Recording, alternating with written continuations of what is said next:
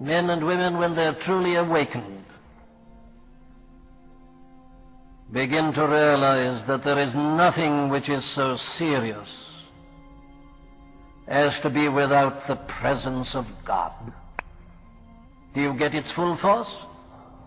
God was sending them to the promised land. God was saying, go up. I've promised you the land of Canaan. I'm going to give it you. You shall go to the land flowing with milk and honey. I'll send my angel before you to destroy these enemies, these Amorites, these Hittites, Perizzites, Canaanites, Hivites, and Jebusites. Go on. Go up to your promised land. I've brought you out of the captivity of Egypt. I'm sending you on. Go ahead. Lead them, Moses. I'll send an angel with you.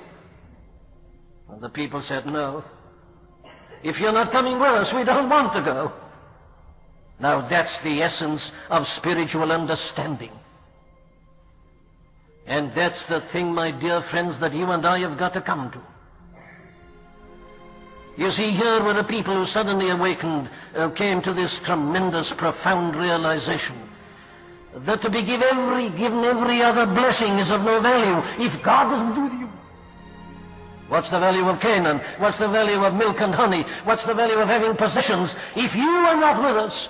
They saw that the realization of the presence of God, having His fellowship and company, was infinitely more important than everything else. Need I apply this to the church today? You can have successes over your enemies, you know,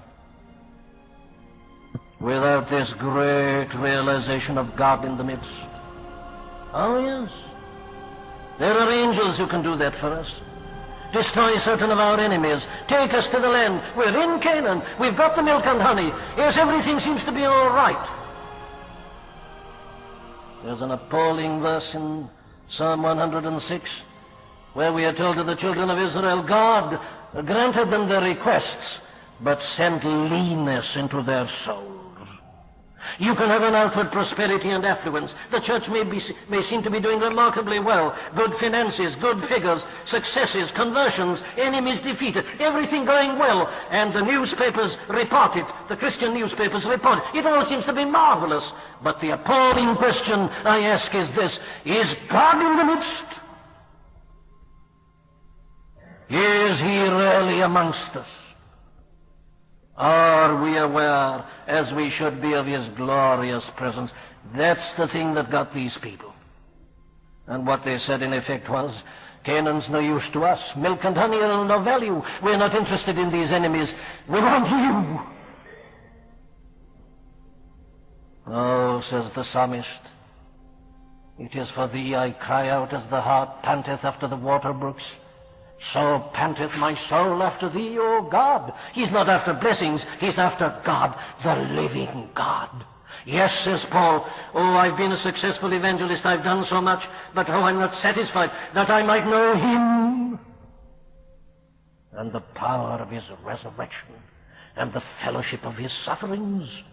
No, they said, we can't go on without you. The presence of God is essential. They came to that realization. And as I say, their realization was that no outward prosperity and no type of success can compensate for the absence of God. What shall it profit a man though he gain the whole world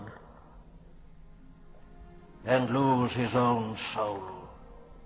Christian people, I'm not asking you this morning whether you're living a good life. I'm not asking you whether you're happy.